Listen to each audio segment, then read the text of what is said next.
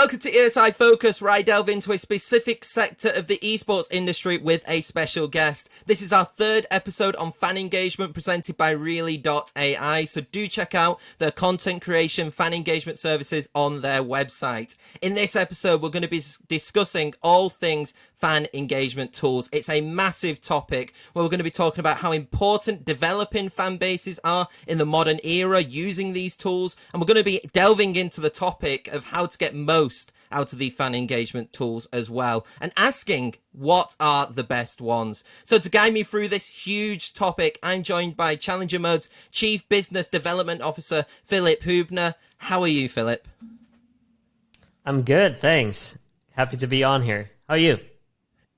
Yes, no, I'm absolutely fine. I'm absolutely, I would say that I'm so excited to be talking about fan engagement tools. It is such a massive topic where we can delve so much into it. But first, before we kind of delve straight into that, I do want to, give people a little bit of chance to get to know you a little bit and get to know Challenger Mode. So can you give us a brief background on yourself first? Yeah, absolutely. So I'm Philip Hübner, as you correctly said. I've been in the industry for around about 10 years now professionally, and something like 5-6 years before that as a competitive player, playing a bunch of different games from Counter-Strike to Dota. And I got my start 10 years ago with ESL, then did a bunch of work with Twitch. So I've always been very, very close to this topic of especially content creation and also fan engagement, really, from the very beginnings of it within the esports industry. And so what took you to Challenger Mode then? Obviously a tournament platform. What was kind of the allure of going to Challenger Mode? And can you explain to people what Challenger Mode really is for some people who aren't aware? Yeah, so what let me start with what Challenger Mode is. So Challenger Mode is an esports infrastructure platform. We built a bunch of tools to provide competitive experiences, tournaments, ladders, matchmaking, and so forth, and basically whichever game you want to host those kinds of services in, and then we externalize all of those services to allow, esports teams, tournament organizers, influencers, and so on to host tournaments and host competitions and engage their audience that way. And what drew me to Challenger Mode was that back when I joined around 3 years ago, there were still very few dedicated tech companies really building stuff for esports and for esports fans especially. And the only tech that was really being developed was in the data space, which is obviously also still growing. And so I thought this was a unique opportunity to build something that's much better than what existed. Most tournaments at that point were still run basically pen and paper or in Excel documents or things like that. So I just found the tech really, really exciting. Yeah, no, I think that's really interesting as well. It's nice to see kind of platforms like that start to grow and develop. And obviously we've seen Challenger Mode, have obviously had like a strong base in Europe, now starting to work its way into America as well. And it seems that like the ball's starting to get rolling a lot more over there as well. And I think that this kind of, before we even touch a little bit onto fan engagement, I think that kind of shows why fan engagement is important from like Challenger Mode's perspective as well, because you are driving people to competitive tournaments, whether it be something which is so like below the pyramid or on the bottom of the pyramid, all the way to partnering with esports organizations and different events. So is fan engagement like such a massive part of Challenger Mode? Yeah, so I think we as Challenger Mode address or considered fan engagement in two different ways, right? One, like you said, we partner with big tournament organizers that are interested in engaging their fans. So they're actually producing content, they're producing these tournaments. We're the platform for that, but then they also want to engage their fan base and want to tap into, engagement tools like Really, obviously. So that's number one. So making sure that we can provide and easily connect those organizers with the right tools to engage their audience.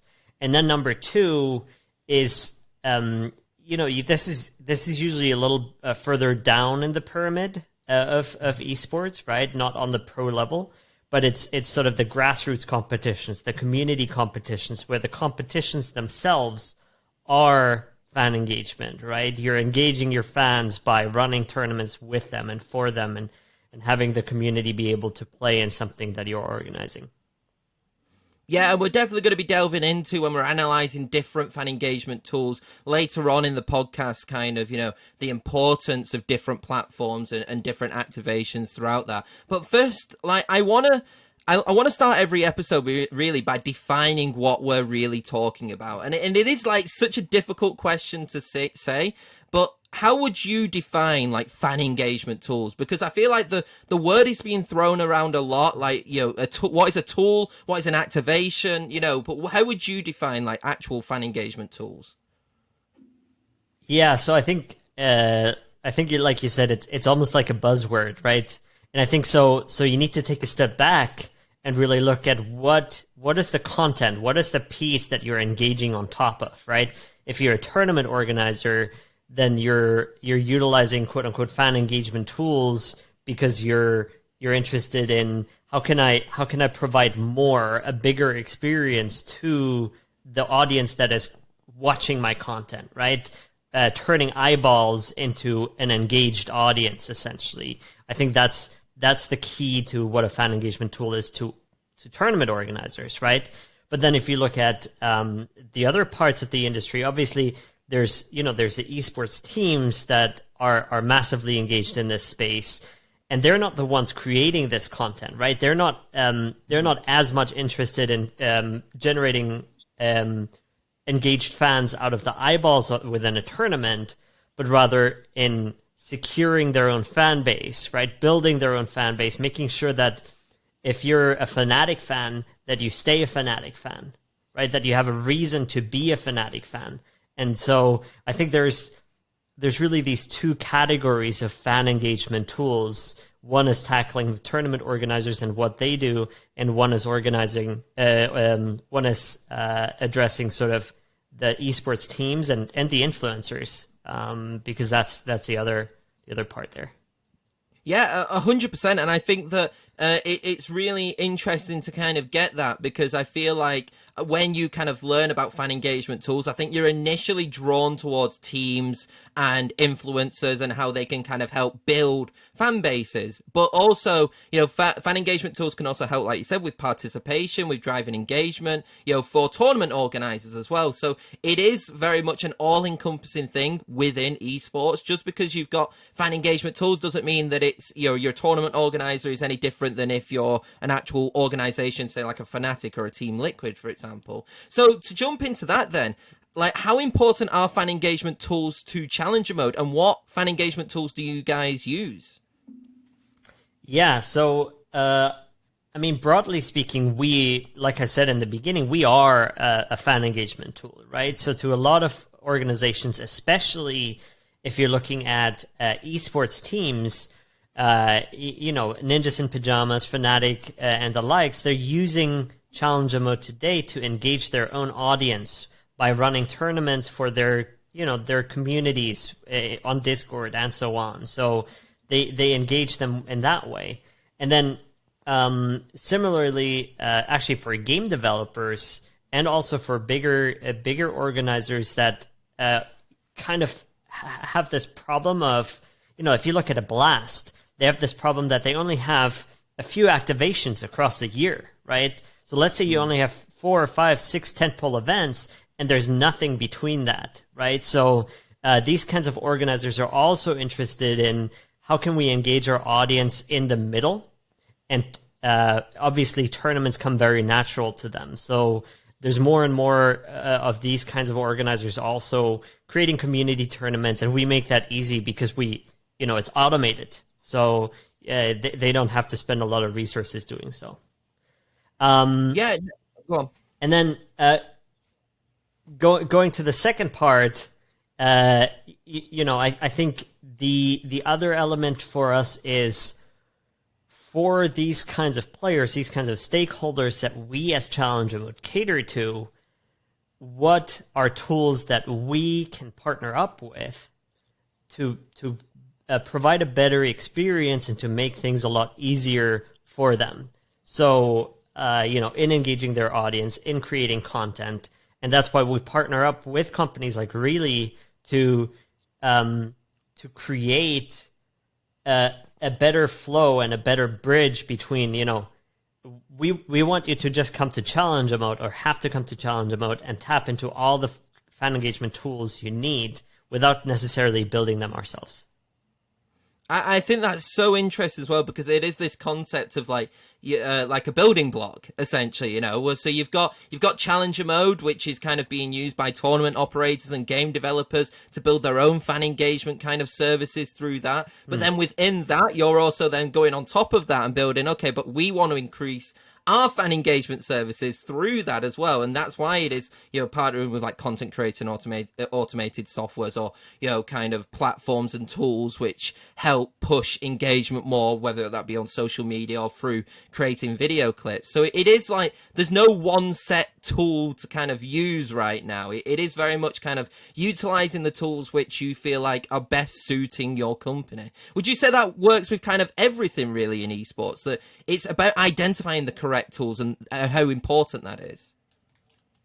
I think so, yeah. And like I alluded to in the first part, you have different stakeholders that have different audiences and different interests, right? So they're always going to need different ways to engage their respective audiences. Some of them, like a Blast, like an ESL, they're creating a lot of content, so they don't necessarily have the biggest interest in using tools that allow them to create more content, right? They're rather interested in how do we make people engage outside of the viewing experience. So I think it always depends on that, and it always, fan engagement tools will always be useful if they're easy to use, if they're an easy addition to what you already do.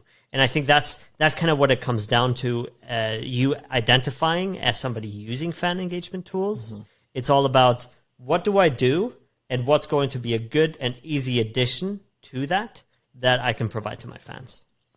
Yes, definitely. And I think that as the way that the industry is going, obviously we're seeing, we're basically getting to a point, I feel, where, for effective like fan engagement and for effective like building of a fan base, fan engagement tools are not kind of recommended. They're kind of a necessity, I think, at some point, with the way that the esports industry is going. But do you think that also applies to, or could also apply to, non-endemic brands or to players themselves, to help kind of maybe on the brand's perspective, but maybe kind of like build up a brand to an esports audience by using these specific esports fan engagement tools, for example, like Challenger Mode? Absolutely. So Challenger Mode is actually a perfect example for that. We actually work with a bunch of brands to do exactly that. Not just non-endemic brands, but also endemic brands, obviously. So, we've had campaigns run with the likes of HP Omen, with Aces, with Braun, the shaver company, mm-hmm.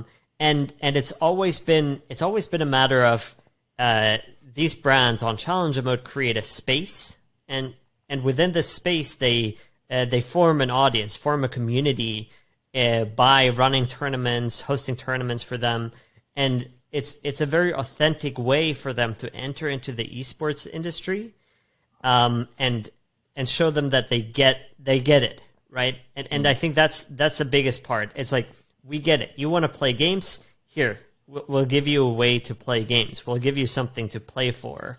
And what we're seeing actually is that a lot of brands are trying to find more new ways to engage an audience than just sponsoring a big tournament, mm-hmm. right? And I think that's where a lot of the interest in these tools comes from, when it comes to brands too. It's like, well, everybody's done this before, right? Everybody's sponsored a big ESL event or a big Blast event, right? Everybody's done this thing where they've put their logo on it, and that's fine, right? And there's obviously good ways to measure media value for these kinds of events nowadays. But a lot of these brands just want to do something new, especially the non-endemic ones, the really big ones, right? They're the ones that they want to make a splash. Yeah, no, I think you're correct, and I think what's really interesting about kind of having a non-endemic brand, and this is why it does work a little bit with challenge mode and fan engagement, is that it is different from sponsorship. Like you said, it is very much like we're going to create essentially an esports tournament, and again, it's about kind of establishing the goal of what this non-endemic brand wants. If the goal of this non-endemic brand is to try to get more people aware of their company to a younger audience, which is what the esports audience is, yes, you can do that by having, your favorite team get sponsored by, that non-endemic brand, but you can also do that by actually interacting with these players as well, in the sense of like, we're going to create this tournament, we're going to have these prizes, which is probably going to have our products on, because that's the best way to sell it. It's like it's basically giving away free merchandise, but through a tournament, instead of just giving it through a giveaway. Sometimes it just gives it that little bit more of like an oomph, I feel sometimes. Yeah, and I think you hit the nail on the head with sort of there's a lot of these brands that are so famous, they're so known that they don't really need to advertise broadly. What's way more important to them is that they can advertise authentically, that they can align their brand values with this concept of, okay, we're an esports brand, we support esports, right? There's a big difference between just advertising and wanting as many eyeballs as possible and saying, we get you, we understand. Mm-hmm. Yeah, 100%. And I feel like while this isn't necessarily a fan engagement tool, probably a good example of this is BMW with BMW Esports and their kind of partnership program that they did with the esports teams, and they released like their own different manga series and anime to kind of go with that as well. And like, while that's not specifically like a tool, it was a project and a program which didn't really add anything in terms of like esports, but brought kind of communities together and raised a lot of interest. Yeah, no, for sure. I think you can bundle together a lot of great fan engagement tools that exist nowadays to create attractive campaigns that align with that kind of thing. Yeah, definitely. Even something as short as like social media campaign creators, that's also like a fan engagement tool, to try to drive engagement. Like I said, it goes so minuscule sometimes to actually kind of getting things, from content creation to even like posting on social media. There are loads of tools out there. And like I said, and that's why it is becoming more of a necessity. Because like you said, it's easier to kind of have these tools available. It doesn't mean that it makes it like lazy. It doesn't mean that it makes it, not as authentic, but it actually just drives that more. And I think there's that line as well. Yeah. And one last point to add there is that the whole point of creating a tool to do something is to make it more scalable, right? A lot of things that these brands, that these organizers or teams would do otherwise, they can't reach the scale, right? And that's why that's what we do at Challengermode too. It's if you have to host tournaments for 10,000 people and you have to have administrators running around and putting all of that stuff into spreadsheets, it's not a scalable activity. But as soon as you're able to automate all of that and you have 10,000 players in a fully automated tournament, it's a very different story, right? You suddenly only need one person managing the whole project as opposed to an army of 100 administrators or so that are managing all of this, right? And this doesn't just go for Challengermode, obviously. Mm-hmm. This goes for all of these tools out there that are just, how do we make this scalable? Really, going back to that is a good example for that too. How do you make that scalable, right? Well, it watches streams, right? It clips from different streams automatically without having to sit down people that actually go and watch the streams back and write down timestamps and highlight all of that stuff afterwards, right? So, and I think that's how you can identify also, is this a tool that's going to be valuable, that's going to drive a lot of value? It's always going to be looking at how scalable is this and how scalable or unscalable is the same activity without using this tool. Yeah, I think that's spot on. Now, we are going to go into a little bit more of a depth about specific fan engagement tools. I am going to say this now. If we went through every single one, there's about 10,000 different ones, even in subcategories. So we are just going to list a few while we do have a little bit of time. But I'm going to start with something that I actually don't think many people really discuss too much about in the essence of what it is, because it's something that actually I would say has been overshadowed a little bit by NFTs and fan tokens, which we will get to, but phone applications themselves. So the one which I can think of right now off the top of my head was Bear Logo, which was Virtus Pro's phone app. And when you go onto this app, this free to download app, you get like different rewards, and it's more like fan or not tournament, but like fan and team specific applications. Do you see like this having like potential? Because it is very much like you download on your app and you get automatic fan engagement services essentially. Yeah, I think it definitely has potential. I think it always comes down to execution with these kinds of tools, right? Mm-hmm. If you're building an application like that, you need to have engagement loops. You need to build the habit of, my fans need to open this app once a day or once a week or whatever that is. So you need to have the content and the value present within that app that actually makes people do that, right? So that's one of the biggest challenges. And then the second big challenge is just, how do you drive this long term? What is the end goal? What is the point of being a member, a part of this for a year, for 2 years, for 10 years, right? Some kind of usually it's social capital or other gains that help you drive that value and bring value to the audience, right? And I think that's probably also why, so far at least that I know, none of them have really succeeded yet, is because it's such a big task that maybe even today's esports teams don't even have the funding and the means to build this kind of thing and make it a success. Just because, there's companies way bigger than that with way more funding that have tried and failed to operate the same kind of thing. So I think it has potential. I think it needs to be done right. I think it needs to be a focus for whoever does it. They need to put enough time and resources into it. And, maybe that means that it's too early still, right? Maybe esports is still a little bit too small. Maybe it's going to be another 5 years for us to really see the first teams grow to the size that, they can make this work. Yeah, well, you get like a specific app, say for like Astralis. Like, well, if you just want to learn about Astralis' teams, Astralis' updates, you go onto your phone, you click an app, and it's got everything there for you, But I feel like actually with phone applications, what's really difficult for me, in my opinion, is getting those people, those fans, to transition into what is a new platform. Like when everything's on Twitter, when everything's on social media and YouTube and kind of platforms which people are used to, sometimes getting them to download an app can also feel a little bit difficult as well. Do you agree?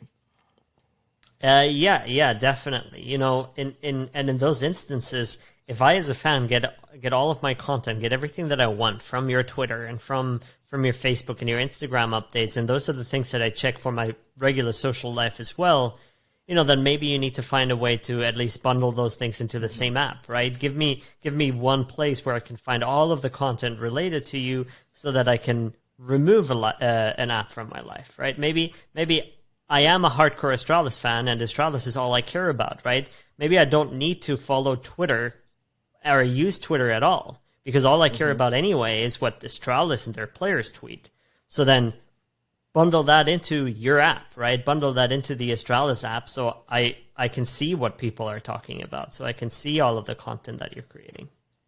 And so then to kind of link into that, actually, what is interesting then is what are your thoughts then on the subscription-based platforms? So obviously you've got like the free phone application platforms and those tools and kind of developers behind that. But then you've also got things like Espo, and you've got Team Liquid Plus, which is a little bit more of like sometimes a subscription-based platform where you gain that little bit extra information than what you would normally do. Would you say that that's kind of more the way that those type of platforms are kind of going?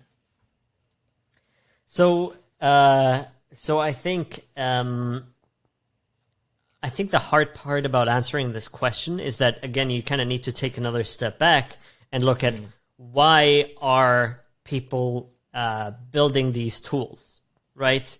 And so the answer to that, I would say, is always one of two things. It's either we need to prove, to investors, we need to prove to the world that there is a way to make money, right? That we can make money from this. And so everybody knows that esports fans are super under monetized, right? They're only sold as eyeballs, but they're never charged for anything. So then I think we as an industry, we have a bias towards these kind of apps and towards something like Liquid Plus. We want it to succeed, right? We need it to succeed because we need to see this trend of people actually spending money on things, right? And then the other thing, the other reason is simply, like I said before, I just want to make sure that I have my fan base, that they become more engaged with me. And you don't do that with subscription apps, right? You do that with other ways, because you would only ever hope to monetize, to have those people pay for a subscription that are already engaged, right? They're already converted into mega fans. So I hope that makes sense. Yeah, no, and you know what? I'm going to plug a little bit of the ESI Focus. We actually did an episode in the first episode about converting fan bases into customers, because it is a natural step which I think the esports industry does need to take. As people get more and more engaged, people will want more things. They will kind of want more exclusivity, and that could obviously help a revenue process throughout that as well, which is what hopefully happens. But that also isn't possible unless fan engagement tools are there to kind of optimize this and make it worthwhile as well. I do want to then skip on to one thing which I really want to talk about, and it is the providing experiences, I'm going to call it. And it's those type of tools, those tools which are either you get a one-on-one kind of show match with a player, or you get to chat to a player, those kind of tools which allow things like that to happen. Is this kind of like symbolic of how fans are developing, and they want this kind of real life interaction between teams and players? So I love this concept of experiential rewards, right? It's something that we always talk about to esports teams too, and I think the interesting thing about providing experiences is twofold. One, the teams themselves are kind of in this internal clash where their players' time is both free because they're already paid for, but also invaluable at the same time, because they could be spending that same time doing something else, right? They could be practicing. How often do you want to drag your players away from practice or playing in tournaments to do something else, right? So that's where their time is invaluable.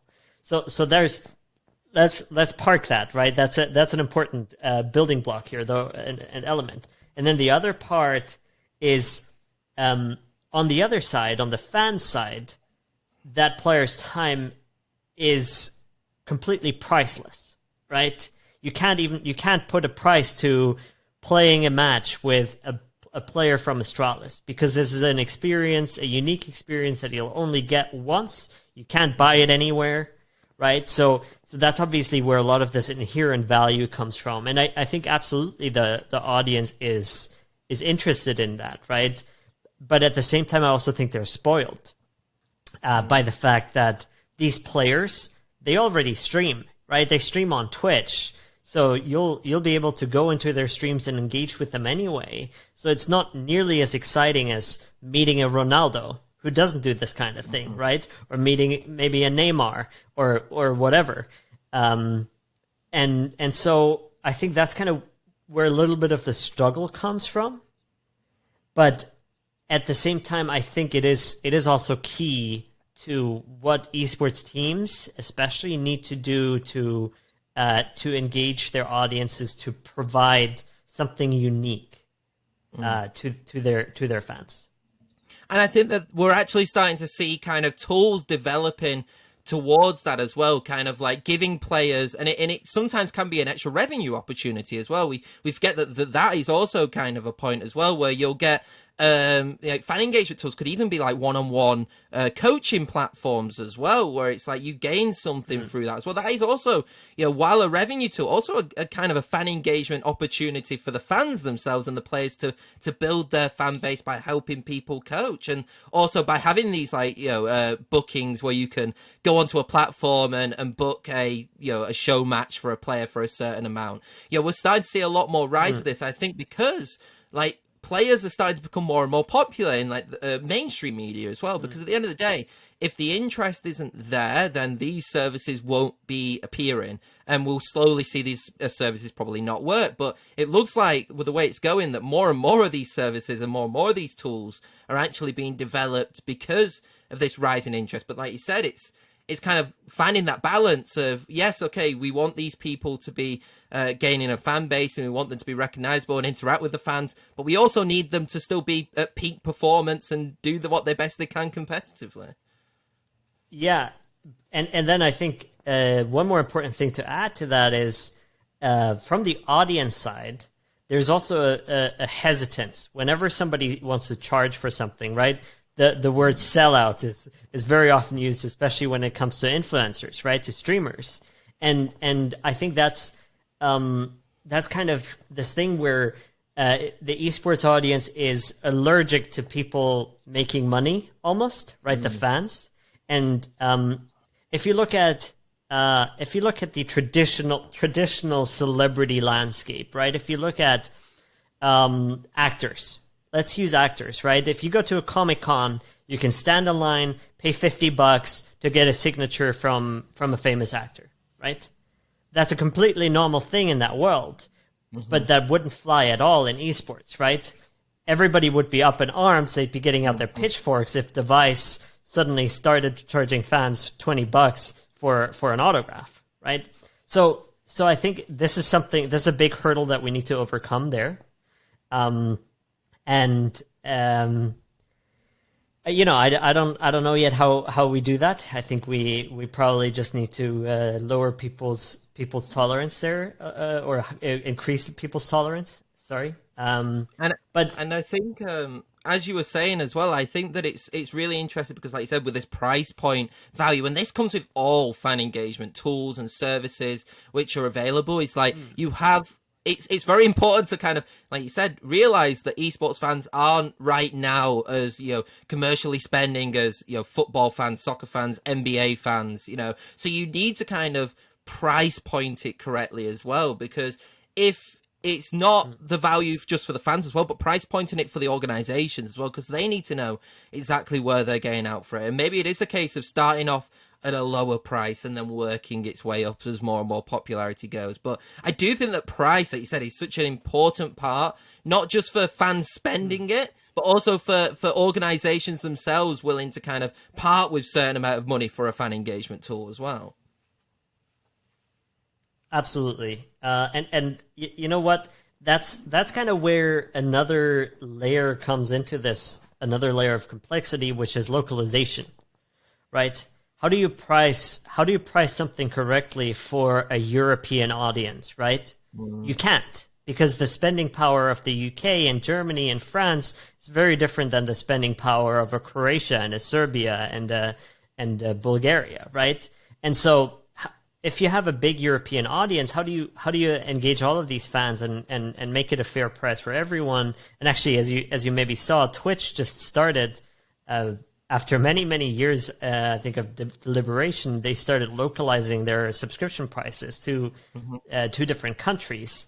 But esports is so global, and so I think the most success we'll see with this concept of monetizing your audience, of subscription services, we'll probably see in the US, because people are a little bit looser with their wallets. People, they know this culture of Comic-Cons, right? Of paying to get an autograph. They're familiar with that.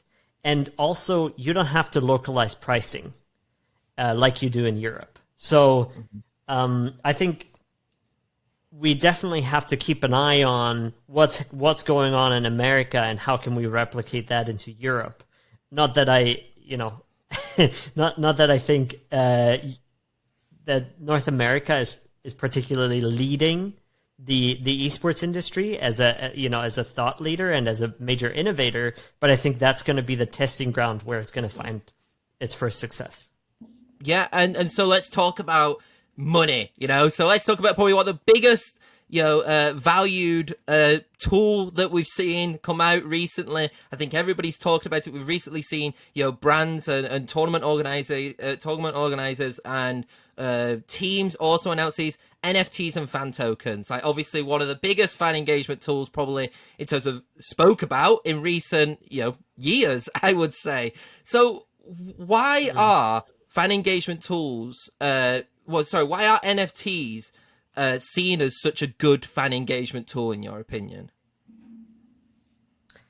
So just for the record, I got to start this off by saying I'm not a big fan. I'm not a big believer, but that's probably also because I've never been a collector, right? I've never been somebody who's put up a lot of sentimental value in collecting things.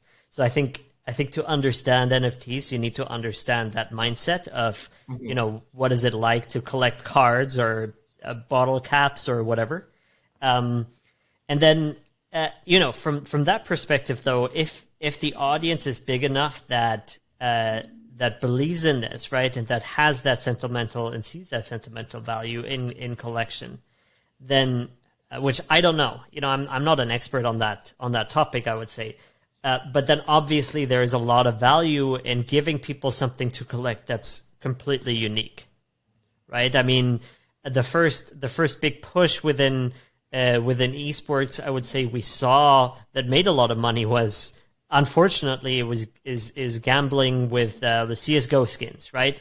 But CS:GO skins are a collectible.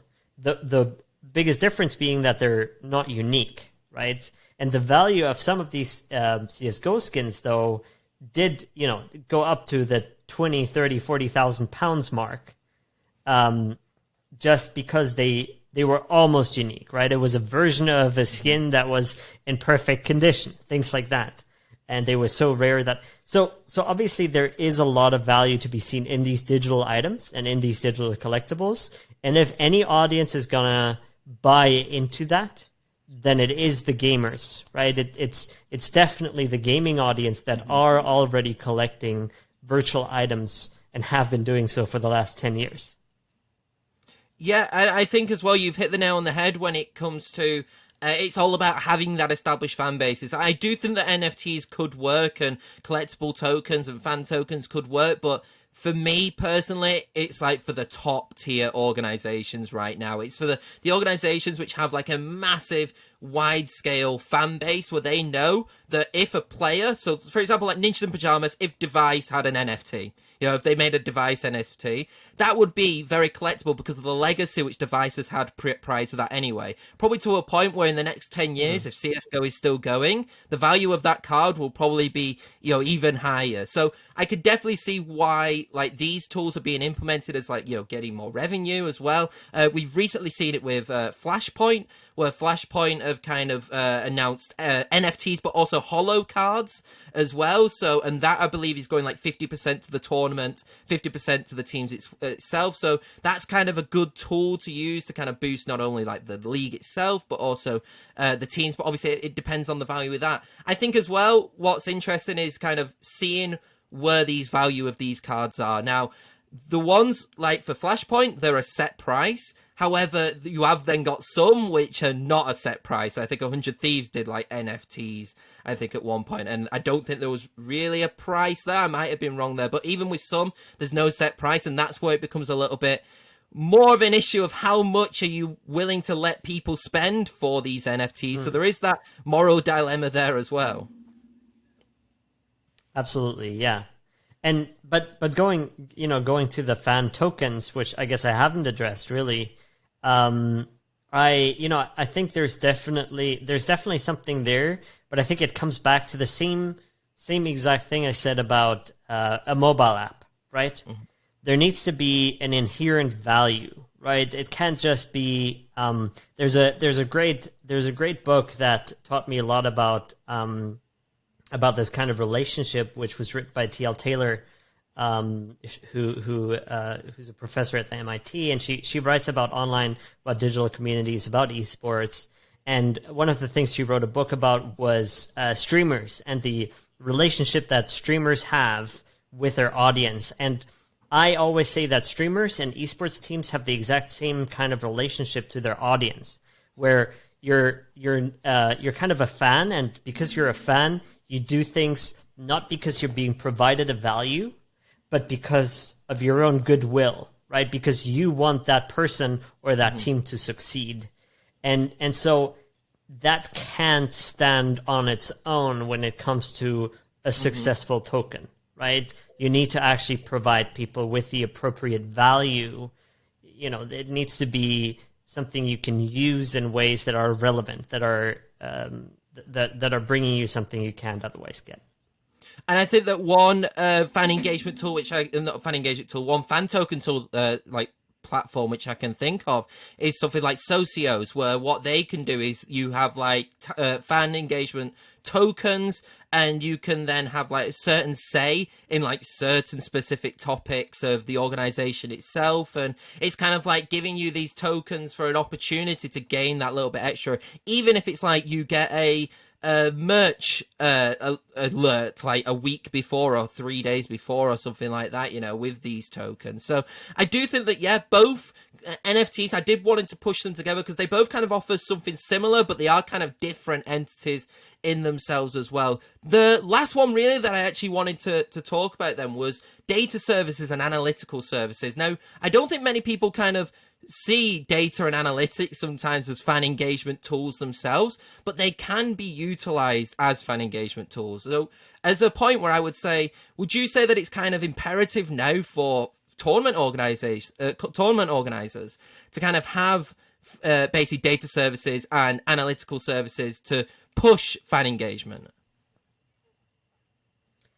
Yeah, I mean, probably the oldest fan engagement service I can think of, right? It doesn't even come from esports; it comes from sports. Is fantasy sports, right?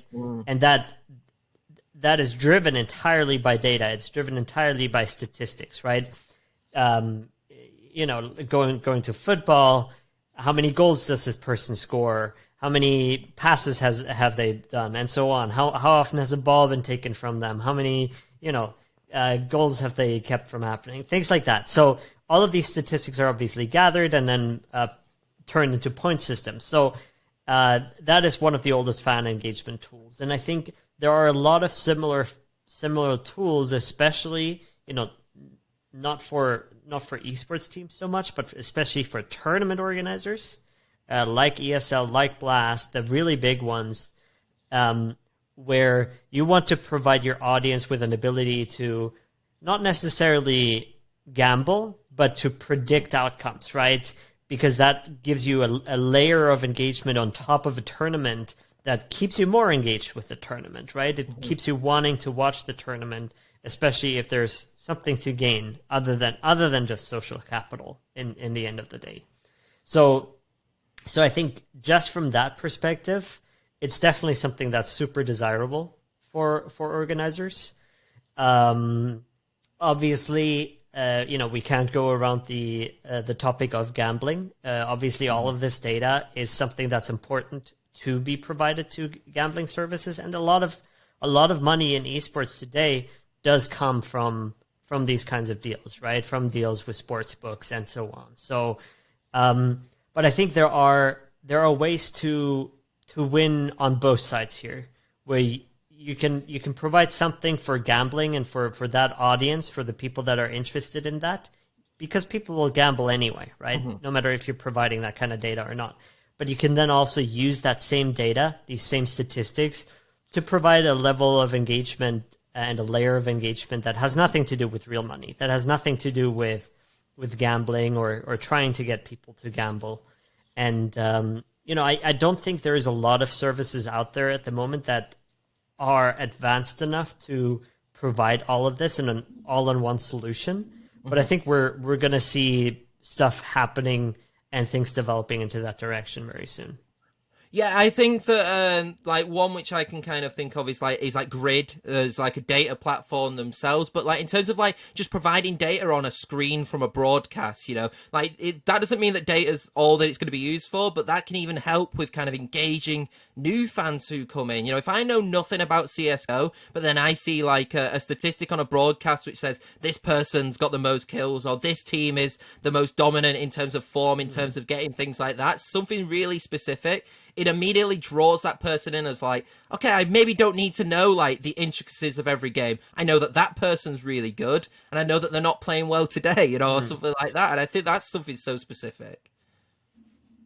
Exactly, but this has been done already traditionally in a lot of broadcasts, right? Where especially if you look at Korea, if you look at the oldest broadcasts of the esports industry in StarCraft. They used to have 3 commentators. I don't know if they still do. I haven't watched a lot of Korean esports recently. But they used to have a 3rd commentator on the desk compared to the 2 that are common in Western broadcasts. And that 3rd person was just there to provide context, to provide statistics, to provide data, tell the audience, this player has lost against this player this often, right? Or this is their statistics from this exact matchup, and so on. So I think you're absolutely correct in that context, it provides an important storytelling aspect where as soon as you know that a team is the underdog, and you don't care about the other team, you know that you can root for the underdog. But you can't do that if you don't know that they're the underdog, right? So, yeah, no, perfect. And you know what? I've just seen the time. Unfortunately, we're going to have to wrap it up a little bit soon. There is so much more that we could have chatted about with fan engagement tools. But I do actually want to end on this question more than anything. Where do you see fan engagement tools evolving in the future? Will tools, do you think, become more automated, such as REELY.AI with content creation specifically? But where do you see kind of like, these tools developing as, more and more kind of services start to be created? Yeah, so I think we're going to see a lot of services that are going to tap directly into broadcasts in some way, right? So being a layer on top of broadcasts for polls and things like that and quizzes. This is already happening to some extent on some broadcasts. I think we're going to see a lot more of that. We're going to see a lot more of these kind of prediction services, and I think again, fantasy esports type of services, I think are going to become much more common in the future as well.